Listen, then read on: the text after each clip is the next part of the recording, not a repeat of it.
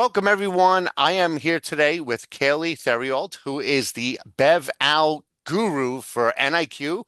She just recently spoke at our on and off premise adult beverage session. And today we're going to go over some highlights from the data that she presented.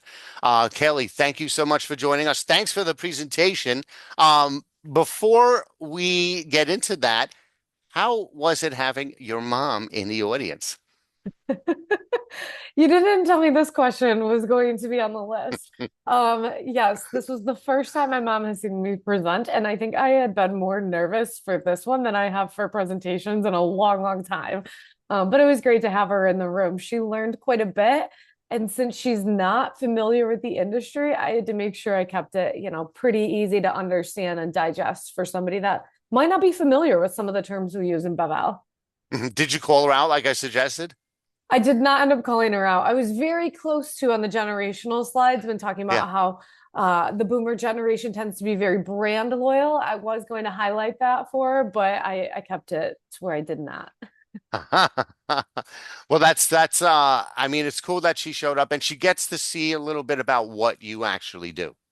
Yeah, I would say what I do, but also what all of, the attendees do as well, Hmm. whether it's the retail side, the supplier side, new brands, all of those pieces of the puzzle where we come together in the industry. So I think she got a really great perspective of like how things work. Awesome. Awesome. And we made a custom badge for her. So Kaylee's mom. Loved it, loved it. let's start at the beginning. Take us through just the overall state of the beverage alcohol segment. What's going on? Yeah, I'm going to start with prefacing it. Like, there's a lot going on in the industry. I always joke that I have like my little Taylor Swift reference I have to put in, where it's like death by a thousand cuts right now across the industry. There's just a lot of things that are impacting the trends that we're seeing across beer, wine, spirits, RTDs, non-alc, all of that. One of the umbrella terms that I think we'll get into a little bit more deeply is something like this idea of moderation, Hmm. dry January, people drinking a little bit less. Tied to that is some of the economic concerns that exist. Then there's impacts that we saw from like the recent World Cup. We've got SNAP impacts that tend to focus on the food and beverage side, but still play a role here. So there's just a lot of things that are impacting consumers across, the industry that then play into the way in which somebody approaches their beverage alcohol consumption. So we've just seen a lot of evolution over time, and I wish we could pinpoint it to one thing, but there's just a lot happening. So we will try to like dissect a little bit of that here and there where Hmm. we can. But the biggest thing that we're currently faced with is, as everybody I think is well aware, is that there's a lot of headwinds and some declines Hmm. that we're seeing across both dollars and volume when we look at sales of beer, wine, and spirits. Um, Gotcha. yeah, and we'll get into some of the channel trends and stuff, but I won't get too far ahead on this. Well, so how is this what's happening out there vary from on-premise to off-premise? Yeah, so on-premise, And like across bars and channels too. restaurants. Yeah. Yeah. On-premise bars and restaurants over the past 52 weeks and even like year to date have been performing, I would say, at a relatively level place. Not a lot of growth, but definitely not facing declines like we're seeing come from that off-premise side of things. So if I think about the on-premise a little bit more, we do track like weekly velocity to understand, are people going out and spending about the same amount of money when they do visit bars and restaurants? Hmm. We see that it's pretty in line with last year. And I would say in the past, we saw that it did look like there was an uptick because of things like inflation. And we know that food and drink prices on menus have really seen a Hmm. rise and an increase over the past year. But our other comparison point that we use to measure the on-premise looks more at check count, which gives us a better indication of visitation to the on-premise, and that is still really strong. People are going out to celebrate. They're enjoying those moments for both food and drinking when they are in a bar or Hmm. restaurant. And some of the trends I would say within those on-premise channels do vary a little bit, but generally speaking, the on-premise is in a good place. On the flip So side the of that, check though, count, so the yeah. check count kind of equates to like unit volume in CPG, Yes, I right? would say more of like like shopping Yeah, occasion. yeah. Okay. Yeah. How often somebody's going into the store to purchase. It's like how often is somebody going out to just a bar or restaurant generally. And that's been Hmm. relatively good.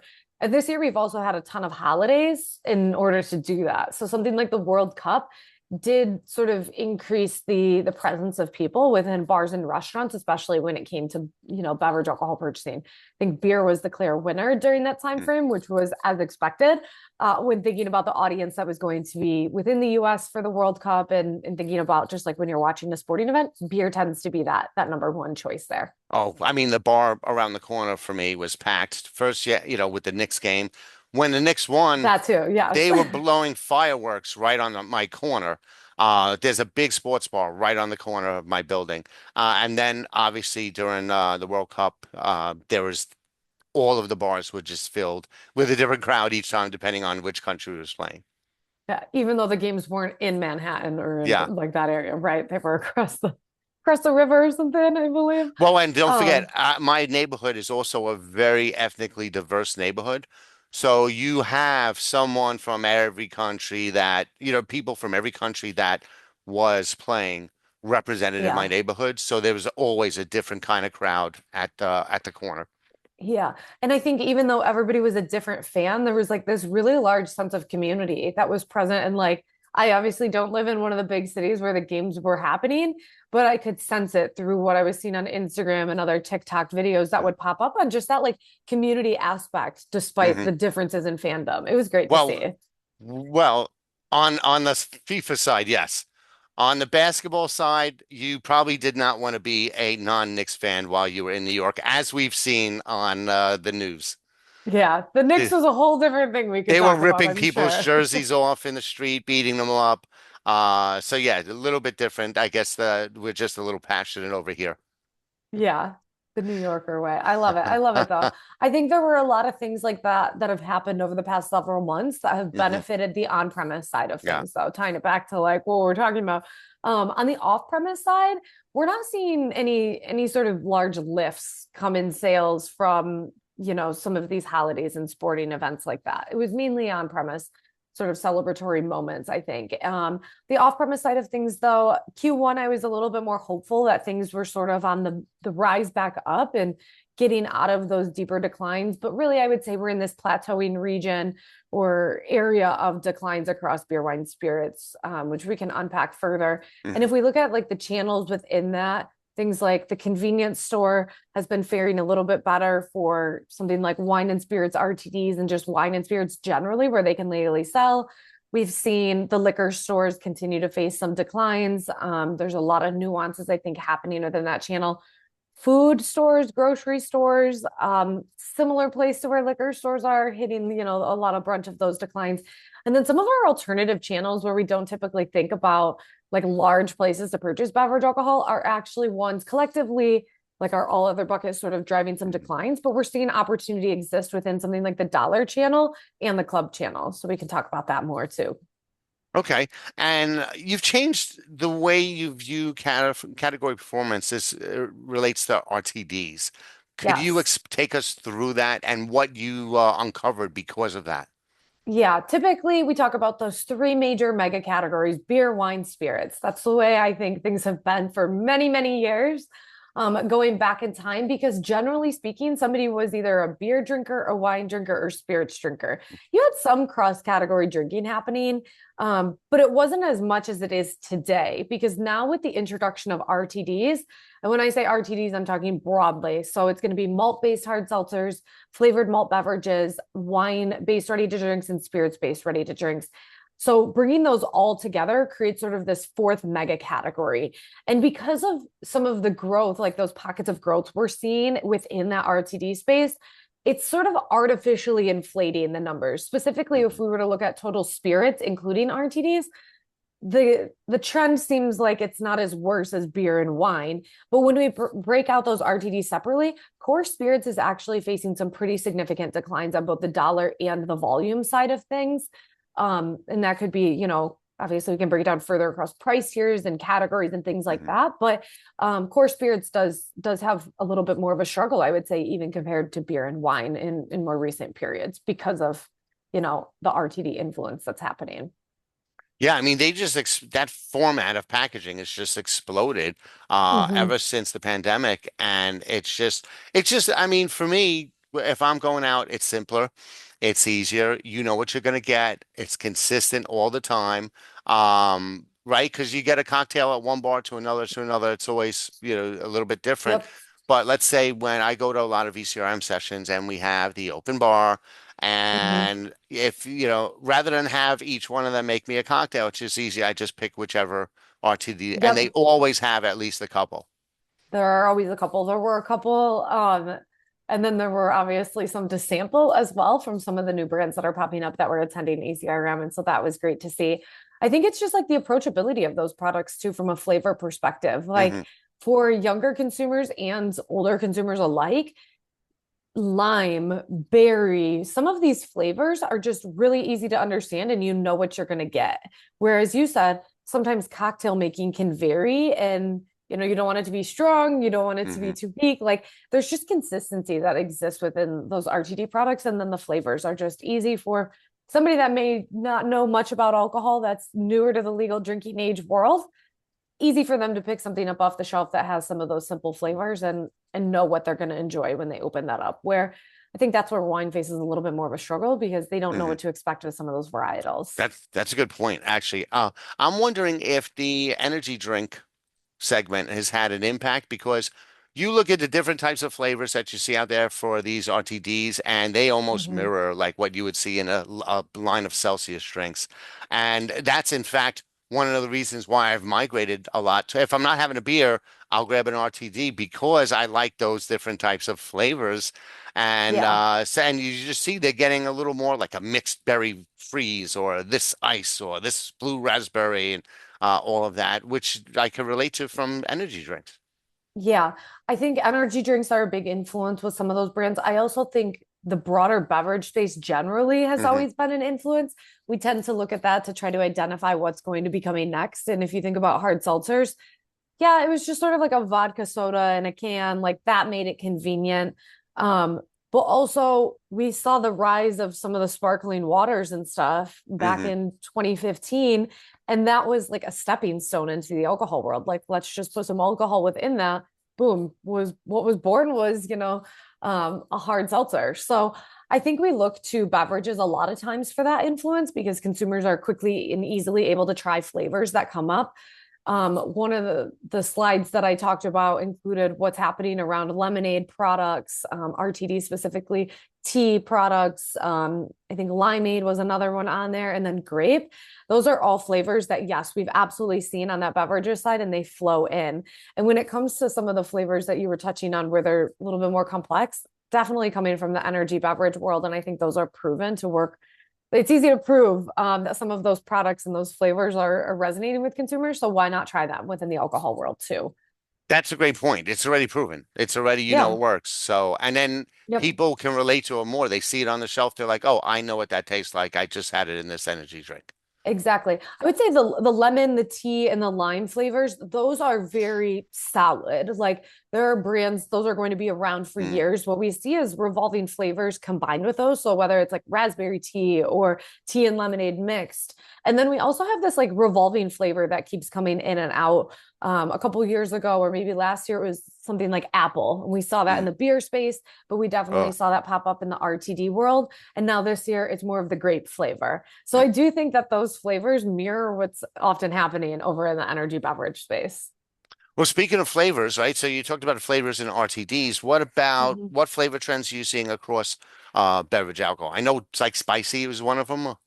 Yeah, yeah. So thinking about it a little more broadly, I always think that there's like this flavor fatigue that's settling in with Hmm. consumers.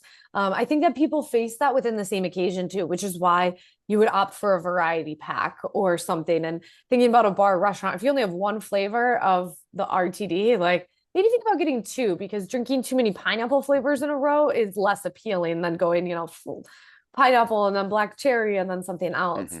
I think we're seeing that flavor fatigue a little more broadly too across the industry, in the sense of like if you are a new brand coming into this space, yeah, lime is probably a good one to have in your portfolio, but how can you elevate the experience a little bit for that consumer?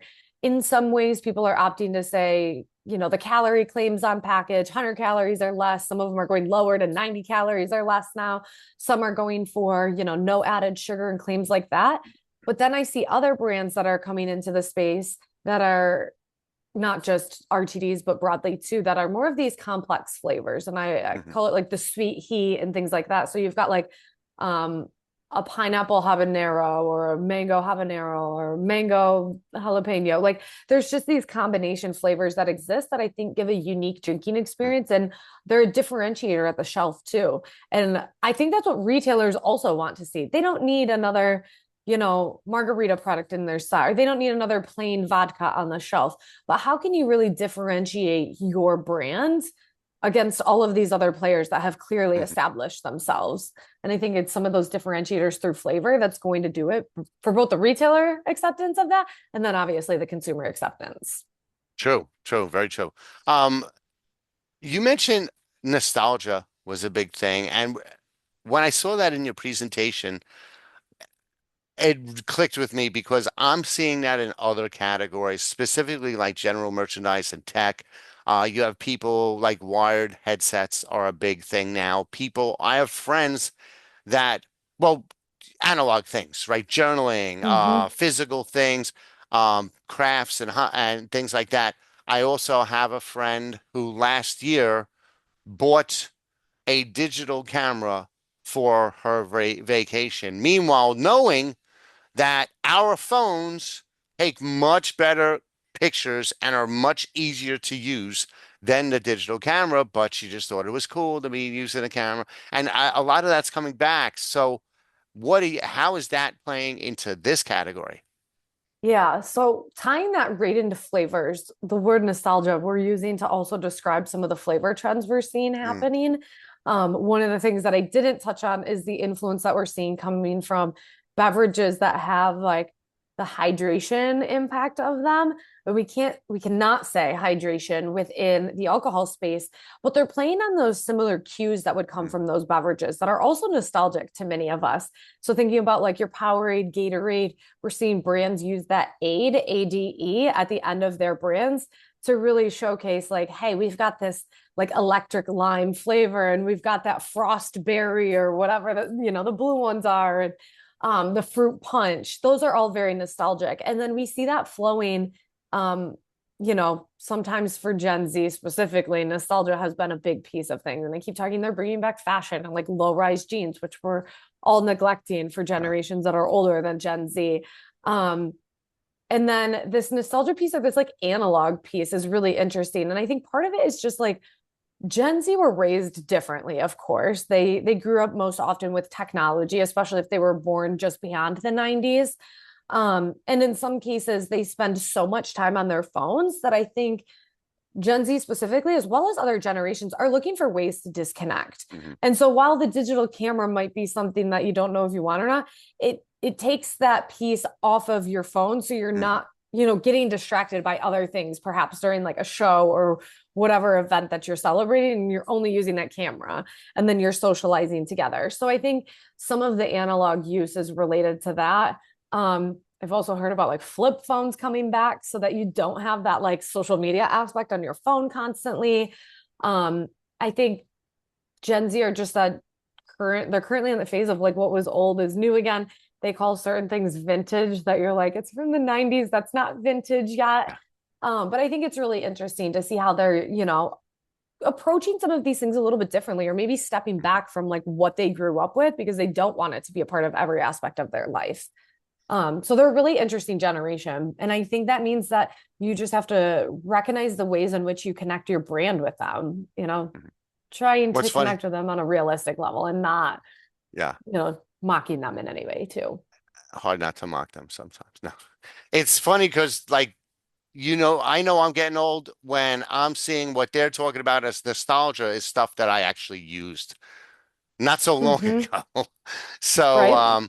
but yeah, but that disconnecting thing kind of ties into the next topic of moderation, right? The disconnecting Mm-hmm. thing is they're doing things that are a little bit healthier, that are a little, Yeah. and moderation plays into that. And I got a reminder of my moderation um, this past weekend. I was out, and I think during the course of between maybe 3:30 or 4 o'clock and like 8 o'clock, I had like 4 or 5 beers. during that time, which is fine as far as I didn't get trashed or anything. However, the next day, I had brain fog. I was just not on my game. And it was a reminder of why I've been moderating in the first place. Typically I usually Yeah. will not go over 2 beers. And I mean, Yeah. this was, I haven't hung out with these people in a long time. We were out, had dinner and stuff. So it was all blended into that, but still I felt it. Hmm. Obviously I'm back to just I'll be back to 2 beer minimum, well, maximum for a while. But it's just weird. Yeah. It's part of that thing that, I'm experiencing it. My friends also do not drink as much. That's been a Hmm. big thing with my generation, the Gen Xers, trying to get a little healthier and live a little longer. Longevity is a big thing with us. So, what's happening in terms of moderation across all consumer groups? Yeah, I really love how you describe your version of moderation and how I would describe my form of moderation would be a little bit different. Like I have tended to cut out that like midweek occasion and Hmm. I don't go and reach for a glass of wine or beer after the work day. And so I think that's what's so interesting about moderation is it looks different for everybody, Hmm. right? Yeah, I Like have liquor in and my and I don't touch it. I've had a bottle of vodka yeah. in my kitchen forever. I don't drink when I'm by myself here. It's only if I have a Hmm. guest that that stuff is there. Exactly. I'm the same way. And I think a lot of consumers have taken that approach. And then there are consumers that moderate for other reasons. Yes, it Hmm. might be health related reasons. It could be financial reasons, though, too, that we're seeing. So Hmm. somebody is saying, I'm going to limit myself to a certain number of drinks, not because I want to moderate to feel better, but because I can no longer afford it. There is like a Hmm. set of consumers that are absolutely like that. And so I think that's what's Yeah. totally interesting about this idea of moderation, which is one of my favorite things to talk about too, because it means something different to everybody and we can really Hmm. start to like analyze that at a more detailed level. But it's really thinking about like rethinking, I guess. Sometimes it could be a product thought, but rethinking the occasion for a consumer. Like Hmm. when can you be a part of that occasion? I think celebratory moments are still really key. Socializing moments still really key for that connection, like over alcohol. All of those are still so important to Hmm. consumers, and alcohol is like the piece of that. Well, I think that point you brought up is very interesting because it makes it such a hard target to hit. Is everybody's moder definition of moderation is different. So, Mm-hmm. like you said, you may have a glass of wine in the evening or something, typically at home.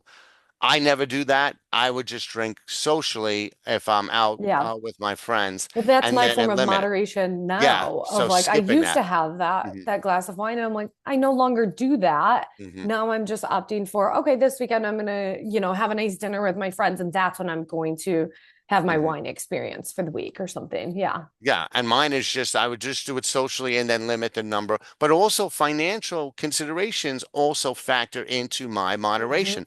I'm not going to have a $15 cocktail across the street. I am going to opt for the beer, which I know is $10 or less, or the time that I was drinking it, I think it was two for $13 because it was happy hour. So it was like two for $13. So that Hmm. is a big difference than spending 10, 11, $12 a beer for different beers. Yeah. So and that plays into my decision. I would never have a cocktail in a New York bar just because it's too expensive. Wine, even, they're charging sometimes 12, 13 dollars for a glass. So I think the Yep. mix of Or even wellness, more. yeah. So wellness and financial considerations intersecting too at the same time, which makes it even Yep. more difficult to kind of figure out how to target somebody. Exactly. And what we actually see too, I know one of the slides touches on like, why you plan to drink less, like why is that? Well-being is one, financial reasons is another. We actually see the financial reasons being more of an impact for older demographics Hmm. too than we do the younger consumers, where younger consumers are telling us more that they're just like, that's not my lifestyle. I Hmm. see a lot about the sober movements and I like this idea of, drinking a little bit less. They're more influenced still by their peer set as well. And so Hmm. that's sort of playing into their form of moderation too. So I love to explore like all of the nuances of it and why Hmm. somebody might be choosing to drink less. Yeah. And they may change their occasions because of it. So they Hmm. may only go out during happy hour. That And is true. We've got day part visitation that we're able to look at too. So mhm, part of that, I go to happy hour. I don't want to stay out very late. Plus, I get a good deal on a product when I'm there during happy hour. Yeah, so happy hour and then split. Yeah, and then you Yeah, can finish off at home or whatever. So it's interesting. It'd be interesting to dive into the day part things yeah. at some point. The But yeah, I was gonna say the other thing we see too is this increase in pre-drinking. mm, We've all called it something different. For official pre-gaming. purposes, we call it pre-drinking here. We see like I believe it's like 1 in 4 consumers are actually pre-drinking. It was in the slides. I just need to check the data really quickly here so I don't misspeak on it. Yeah, it's about 1 in 4 consumers that are Hmm. actually pre-drinking right now, and that influences their behavior too when they get to the on-premise. So in Hmm. some occasions they have fewer drinks. In other occasions they're just spreading their drinks out a little bit further because they know they're going to be there longer. So that's another behavior. Yes, Hmm. people are going earlier in the day and then they're leaving, but people are also having that pre-drink and then going to a bar or restaurant. Well, when you think about it, just from a financial standpoint, right? Let's say you have four people, you buy one bottle of vodka. That's a small bottle of vodka. That's $15, enough for a couple of shots for each of those four people at least. Those you're saving $80 minimum Mm-hmm. right there, just in having those eight shots, right? Two shots apiece together in your house before you go out. Yep. And then when you go out, you may not be drinking vodka or liquor. You may just go stick with beers. Yeah. We see that same like value equation too Hmm. going through consumers' mindsets when they're shopping for beer, wine, and spirits, like in the off-premise.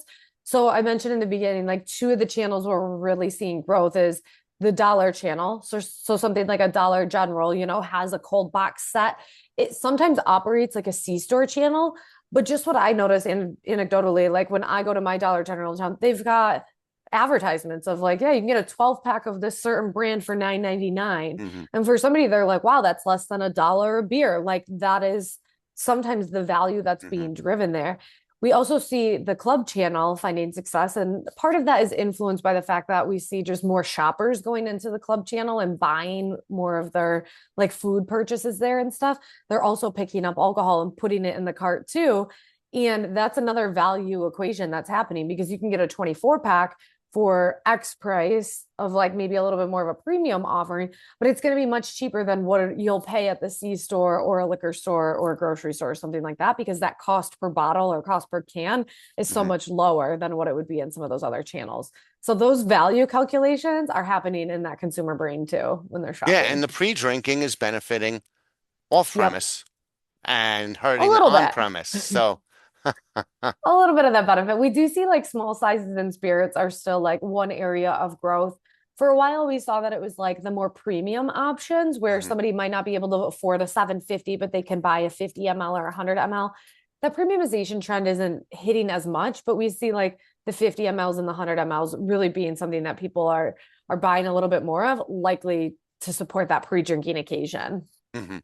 Gotcha. So what about in terms of moderation, the NA beverages, are they still growing the way they have been over the past few years? Yes and no. At a total like non-alc beer, wine, and spirits level, we've obviously seen those growth rates slow. If we dive into it, non-alc beer is still very much the foothold of sales within total non-alc. But that growth rate is really slowing, and I think it is because it's getting to that maturity point Hmm. in a lot of ways, where the category needs to focus on, okay, we keep getting good trial, but we need to continue to get that repeat in order to be sustainable long term. Hmm. Non-alc beer is not going anywhere. That is for sure. I know some people are like, is it going to go away? No, it's not, because it's such a broad uh, demographic skew. It's Hmm. not just this niche product. It's actually very broad. And And there's so many. Yeah. yeah, there's so many, which needs to happen because just like there is in beer for that selection, you need that same selection in Hmm. non-alc. I always say that to like the bars and restaurant operators of like, you can't just have one non-alc beer on your menu and think it's good enough. Like, Hmm. yeah, somebody will drink it if they want to, but you got to give them options too. You got to have at least three, maybe a domestic and import and like a craft or something like that, and give somebody that choice. People want choices. Well, because Um, then otherwise you're gonna alienate that part of the crowd, right? It's like in food yeah, service with the they won't come vegan back. veto. Yeah, the Yeah. vegan veto vote. You don't want, if you got a group of friends, one of them may not drink. And like I Hmm. have that for with my friends, I have one who drinks. I have another who's 30 years old, and she just doesn't drink. She just drinks mocktails, and it's only because of health reasons. It's just she Yeah. just doesn't drink. So Yep. she's not going to want to go to a place that's got a crappy mocktail menu or no Yeah, offerings at no. all. So then we all don't go there. You're losing out. So you have to have that variety for everybody. Exactly. It's that broad appeal. You're not just impacting the singular consumer. There's many reasons why somebody might choose a non-alc, of course. Hmm. Far beyond just not drinking for an occasion. Somebody might just want to like zebra stripe a little bit, which we don't use the term as often, I think, as we once did, like in the past when you and I Yeah. have done these. But zebra striping is still like a pattern of behavior that happens. We see zebra striping now with THC drinks, which is really Mm. interesting in the on-premise. But going back to the non-alc wine and spirit side of things, non-alc wines are getting better. So those are still popping up, driving a lot of growth, a lot of distribution. And then non-alc spirits, we've started to break out between this idea of non-alc, like traditional bottled spirits, like a tequila alternative or a gin alternative.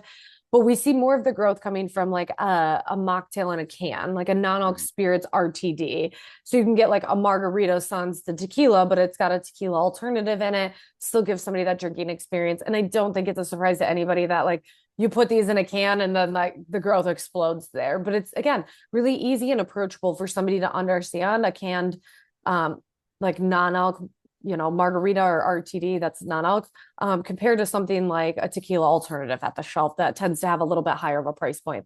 I think those resonate really well in the on-premise where a bar or restaurant can offer a margarita, again, without the tequila, but it still has that same margarita experience. It's not just a mixture of juices. I'm sure your friend like finds that too of like, I want a little bit more than like an orange juice with some grenadine, like Mhm. make it a little bit fancier of that experience too. She started making her own and she makes really, really good ones too. Yeah.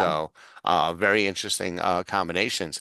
I thought it was interesting what you said about the THC, and I wanted to get into THC overall because, like last year, it was exploding. Everyone was talking about it, and then Yes. now all of a sudden to put the brakes on, and there's, some states have really, really come down on it. They go, and then I was listening to a podcast where they were talking about how like in certain states, I mean, you go to jail for 5 years for selling something like that, or even when it comes to the vapes and that. But what's happening now in THC beverages in general, and because I know, like when I went to Florida, like Florida, marijuana is Mm-hmm. legal, but THC beverages were everywhere. So when I was on Mm-hmm. vacation there, they were a very great way to wind down at the end of the day. But so what's happening now? Well, once they would call like the Wild Wild West, where there was all of this action happening, I now think of it like there's this tumbleweed that's like kind of rolling through where we don't know what's going to happen. It's like a little bit of premonition Hmm. for the future. But I do think that whatever happens in November, now I think it might be December timing, it's going to be really telling for the future of the category. I wish I had a crystal ball. And depending on where I know Hmm. people stand on like both sides of like for against argument. But if I think about that consumer, they're the ones that are absolutely driving this trend right now. Like if the consumer willingness isn't there, they wouldn't be growing. Hmm. We have started to see that growth rate slow, and a lot of that is going to be distribution driven, where some people are already pulling these products. We've got some brands that are pulling back a little bit, maybe reworking their portfolio with like even lower, almost no THC Hmm. within them to sort of be prepared and be ready for what might be to come. I like to be optimistic in a lot of cases, again, really consumer driven. And these products also have a broad appeal to them where it's younger consumers and it's older consumers. And we see a lot of traction in bars and restaurants too, where they can legally be sold. So it's iffy right now, I would say, on things, but being ready for whichever way that falls is really important. We also have a ton of research too on just the broad like cannabis consumer as well. And that continues to expand where people can legally consume some of those products. So there's so much more to come from us, I think, on that THC front. But the hemp space is one where I just wish I knew what was going to Yeah. happen. I wish I don't have that big of an influence to like actually make a change, but I'm hopeful for a lot of these brands because the ones that are doing it correctly right now, Hmm. um, you know, they've been working really hard to make sure they do sort of stay within the bounds of the three-tier system that has been developed Yeah. on the alcohol side with just regulation and age gating and being well aware of the dosages and things like that. I think they've done it in a really responsible way that could work for the industry long term. Well, we know what happens whenever there's uncertainty. Everybody freezes. They're like, okay, I'm not going to Mhm. move forward on this. But yeah, what they do some interesting things. Like last year, at last year's session, I interviewed the beverage director for Frenchies and Clear Sky restaurants in Florida. And Mhm. what was so interesting to me was, and to him as well, was who he thought would be the THC beverage consumer.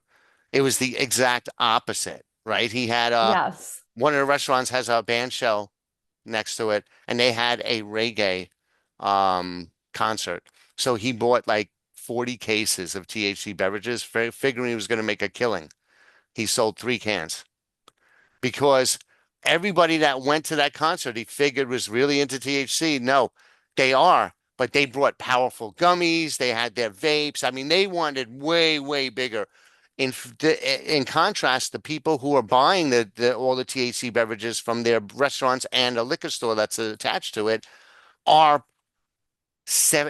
elderly people, you have college kids, you have business people, everybody he never thought of. Those were Yep. the ones that were going to get it. So it Yeah. was an interesting discovery. But yeah, it's just your average person that wants to chill out. I've heard so many instances of like different consumers that people have seen at the shelf, like buying these products or consuming them. It's really a broad set of people that are willing to try them. Hmm. And I think that's what's so interesting about it too. Again, they're really flavor forward and like flavor Hmm. friendly.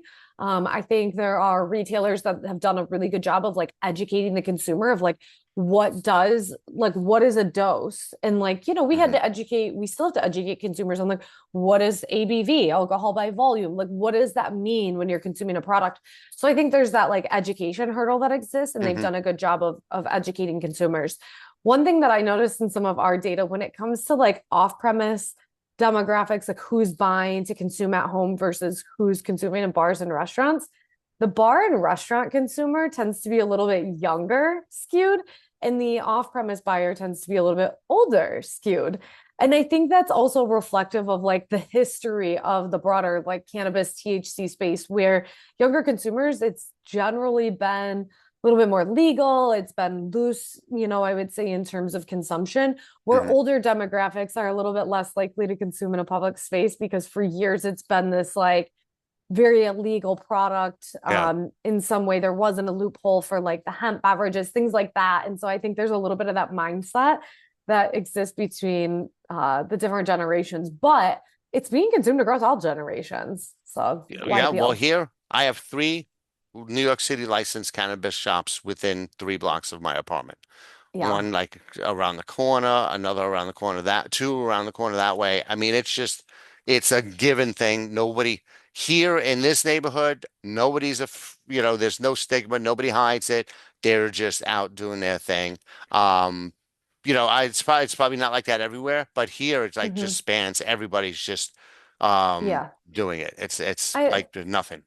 I also liked what you said about like you said chill out, but like that relax unwind occasion is really Hmm. where a lot of these beverages are playing. And it's also like it is a moderating moment because people know that like okay, I'm not going to be hungover if I consume one. I'm going to feel a little bit better the next day. Maybe I won't get that brain fog depending on how they zebra stripe or something. So yeah, it's thinking about that occasion, I think, Hmm. for these products, for non-alcohol beverages, for the broader alcohol and RTD space. Like it's all about that occasion with the consumer. Like the consumer is important.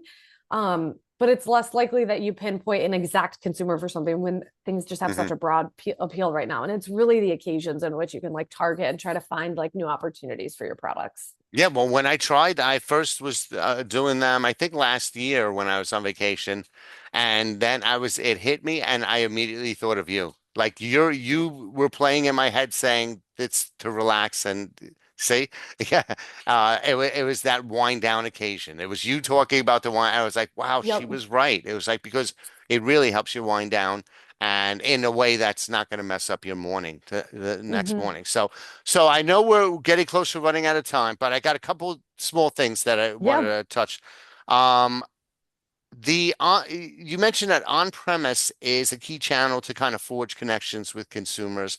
How can brands or operators kind of leverage that, like leverage on-premise to kind of help promote the brand so that off-premise sales kind of grow after that occasion?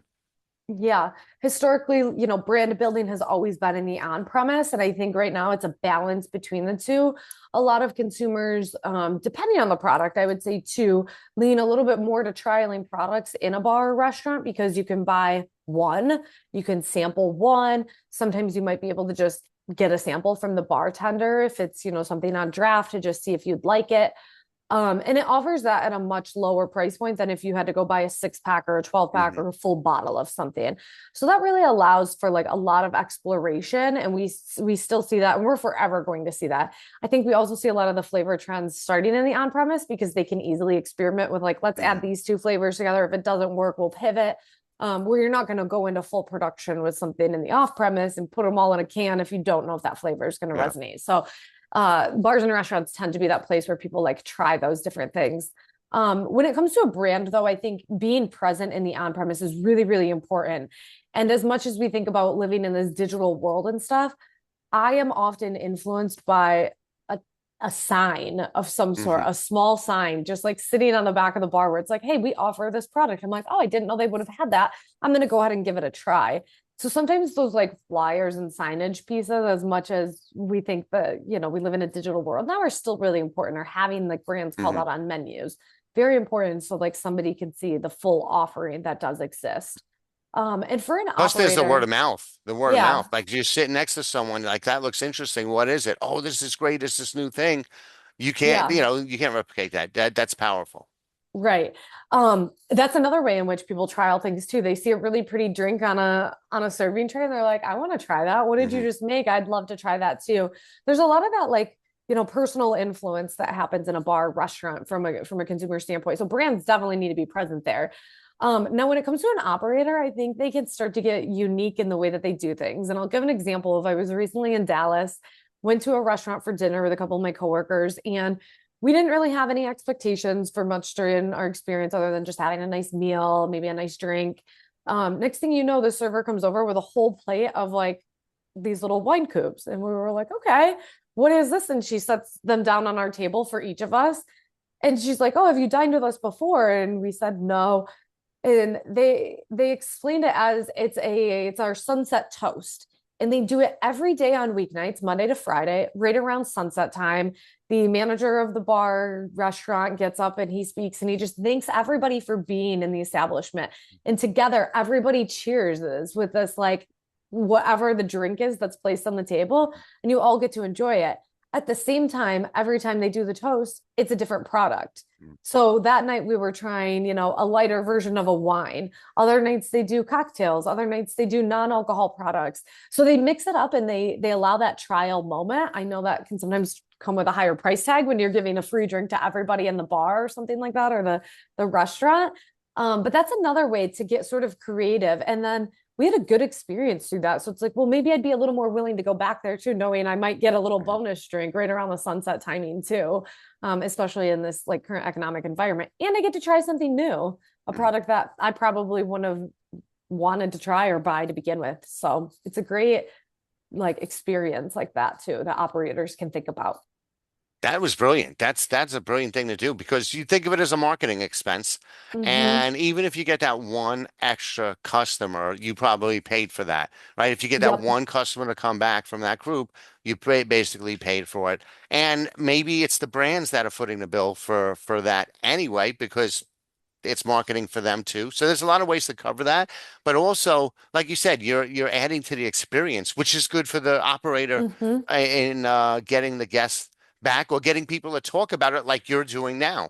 So there's a lot of upside to that. I was wondering if there are any brands that might interplay between a restaurant and a retailer, right? So let's say over here around the corner, I'm doing a special promotion of this one, maybe a cocktail with this one drink in it. And then it's like I have a deal with the CVS or the grocery store down the block. So it's like, listen, if you guys like it, you could find it down the block at here's coupons for it. I know in Yeah. some people, like there's a beverage company called Wild Bill's Soda, and Hmm. they have carts that they put at like Comic-Con or whatever, where they dispense soda into these really cool mugs. They made custom mugs for us once for our 30th anniversary, these big, metal mugs. And so you buy the mug and you get free refills while you're there at the venue. But while you're trying the different flavors, they're also giving you coupons and telling you which retailers have the canned versions of those drinks and Yeah. which retailers in that area. So I'm wondering if they do that in the Bev House space with on and off premise. Yeah, I haven't seen any like specific examples about that. I'm also not too sure of like, are there legal constraints to some of Mm, that? We'll let the experts speak up here in the hmm legal world. But I haven't necessarily seen that play out, but I think it's a great idea of like, hey, connecting that on and off-premise purchase a little bit closer is always a great thing to do. It's hmm a little bit tough for us to track to understand like, did somebody try this product here Yeah. and then did go buy it? We've got survey data that says yes, in a lot of cases when somebody trials it, they then go and buy it in hmm the off premise. Specific examples, though, I unfortunately don't have, but I think it's a great opportunity that you could still continue to drive like engagement with consumers and give them, a discounted version for that first time they're purchasing it off premise too. I think that's hmm a big piece of it. People are always, they're sort of a little bit in that value saving mindset, I think a little bit more today than what they have been in past years, of course. Um, so that could always be helpful for engagement and such, but definitely rewarding consumers is something that brands need to think about. Never being on sale, not a good thing. Always being on sale, probably not a good thing either. Finding somewhere in the middle and making sure your pricing is right for your sizes and things like that. All of that is so important for that shopper in the store. Gotcha. Cool. Well, last piece. Recommendations for brands and operators. And what we could do is we could run through this quick. I wrote down the bullets that you had in your presentation Yeah. at the end. So you had first one, win the occasion, not the category. Yeah. I think I've touched on occasions a little bit, but Yeah. definitely thinking about um, do I play in the relax and unwind? Do I play in the celebratory moment? Your competitive set is likely more based upon other products that are being consumed in that occasion and not necessarily the competitors that you think about when you think about a category solely. So something like a glass of wine doesn't just compete with other wine. In that relax and unwind occasion, you're now competing with non-alcohol products. You're competing with maybe some of those canned mocktails, functional Mhm. beverages, and even some of those THC beverages. So thinking about that occasion can help you pinpoint how to target those consumers a little bit better than just that category lens. Cool. Build portfolios for choiceful consumers. Yeah, people want options. We don't want just one thing. I mentioned it before, like people don't just stay in those beer, wine, and spirits lanes anymore. They drink what they want across all of these. Alcohol base is an important factor, but isn't the most important thing sometimes. So it's figuring out how to be present where your consumers are when they want your products too, being in the right places and things like that. We also see some brands opting for a portfolio that gives the consumer multiple options. So they've got a malt based option, a spirit based option, there's a wine based option, so that they can have that distribution across all of the channels in which they can sell. So we see that happening too. And then we see a lot of brands going into that non-alc space, which may be a play for some brands, but may not be a play for other brands. So I think it's doing that with intention. Deliver value through experience. Yeah, people are always looking for a little bit more nowadays. Like, what's that hmm extra bonus you can get? Is it the lower calories? Things like that. Is it other call outs like no added sugar, a little bit more of that better for you? It's also the different like pack size offerings. Like some people are saying, I wish they had more single serve offerings with these. Sometimes brands pigeonhole into a 4-pack, an 8-pack, and that's it. But single serves do allow for that trial moment. And then we see more of those spirit brands also opting to be in those small sizes to allow for trial, easier consumption, maybe a little bit of that pre-game occasion we talked about too. Okay. Make innovation intentional. Yeah. If we think about the past, there are like thousands and thousands of items that have been released just in the RTD world over the past couple of years. Retailers are definitely fatigued by all of the new items. And so I think they're putting a little more pressure and the consumers putting a little more pressure too, which is why retail is Mhm. responding to saying, hey, you got to have a product that is sets itself apart from others on the shelf. As I mentioned, we don't need another lime seltzer just sitting on the shelf that has zero differentiation. So when brands think about innovating, you also have to be very intentional with what you're doing and don't just follow the fad, but how can you pick up on the trends that are happening and really nail that consumer piece a little bit further. So being really intentional, very focused with your innovations. Maybe a little bit more of that less is more, but not necessarily. It's the right innovations in the right places for the right occasions. This next recommendation I really like because it's counterintuitive. Embrace moderation as a growth strategy. How do you do that? Yeah, I think moderation, again, since it looks like something different for everybody, it can be a different strategy in so many ways. For some consumers, it might be having two drinks, but better, like more premium Hmm. price drinks. So that can be a growth path forward of Hmm. like, how can we elevate this drinking experience by having some better products for those consumers? But it can also be offering non-alcohol products within that set too. So it's just having a lot of different options, different formats. I think on-premise operators can win by having many options too, as we talked about, not only for a person that's moderating, but for the friends of that person so that everybody can feel like they're included when it comes to dinner and drinks and things like that. So I think there's a lot of opportunity via this moderation. And I don't even know if I'd call it a trend. I call it a trend a lot of times, but moderation is the path that Yeah. so many consumers are taking right now that it's sort of like what we have to be thinking about for the future. Okay, last one. Focus on loyalty, then recruitment. Yeah, both are important. People always ask, like, what's more important? I think right now the pie is shrinking. So the number of dollars that you're able to get within this industry is getting smaller. We're facing those headwinds, facing declines. And so making sure you're capturing that share of pie, if you are an existing brand, making sure you're still getting your fair share of that is going to be super important, and making sure you're still bringing your consumers back to purchase more and more because they could be getting distracted by other products out there. And I think they always say like it's less expensive to maintain a loyal consumer than it is to go out and recruit. That's a piece of it. I do think though that Gen Z are going to be important to recruit as they continue to turn legal drinking age, as well as millennials and some of the older demographics across products. So having a good balance between recruitment, but also getting those repeat purchases from consumers and just making sure they're coming back to purchase your brand and rewarding them for being like brand loyalists is really important. Awesome. Well, great stuff. Everybody, if you want the slides from the presentation, I'm going to have it when I post this eventually on our blog. It'll be available, or you can reach out to Kaleigh. You could find her on LinkedIn. Kaleigh, thank you so much. Always awesome chatting with you Awesome. and a lot of fun too. Thanks, Joe. Good to see you.